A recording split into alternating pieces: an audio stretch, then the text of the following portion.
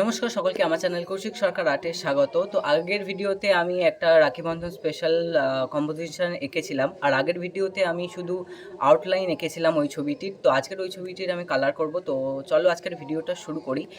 আর আগের ভিডিওটা যদি তোমরা না দেখে থাকো তাহলে ওই ভিডিওর লিঙ্ক আমি এই ভিডিওর ডেসক্রিপশন বক্সে দিয়ে দেবো, তোমরা চেক করে নিও। ভিডিওটা স্কিপ না করে শেষ পর্যন্ত দেখতে থাকো, আর চ্যানেলে নতুন হয়ে থাকলে চ্যানেলটিকে সাবস্ক্রাইব করে ফেলো। তো চলো আজকে ভিডিওটা শুরু করি।